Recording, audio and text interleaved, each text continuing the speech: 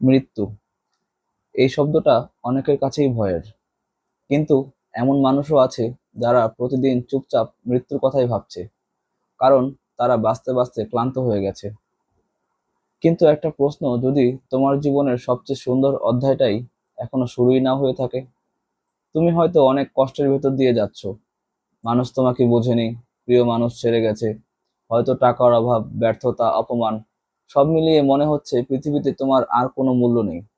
রাতে সবাই ঘুমিয়ে গেলে তুমি একা ছাদের দিকে তাকিয়ে ভাবো, আর কত। বিশ্বাস করো, এই অনুভূতিটা তোমার একার নয়। পৃথিবীর অনেক সফল মানুষও ঠিক একই সময় তোমার মতো ভেঙে পড়েছিল। কিন্তু জীবন এক অদ্ভুত জিনিস। আজ যে মানুষটা হারিয়ে গেছে, কাল সে মানুষটা আবার নিজের গল্প বদলে দেয়। একটা চারা গাছ দেখেছো? মাটির নিচে চাপা পড়ে থাকা, অন্ধকারে থাকা, চারপাশে শুধু মাটি আর চাপ। সেই চাপ একদিন তাকে গাছ বানায়। তোমার জীবনে হয়তো এখন সেই অন্ধকারটাই চলছে, কিন্তু তার মানে এই না যে তোমার গল্পটা শেষ। হয়তো এটাই একটা নতুন শুরু।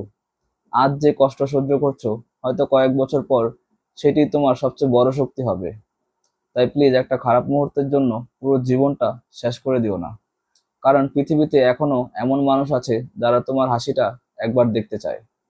আর মনে রেখো, সূর্য ডুবে যায় বলেই পৃথিবী অন্ধকারে শেষ হয়ে যায় না, কারণ কিছুক্ষণ পর আবার সকাল হয়। ধন্যবাদ।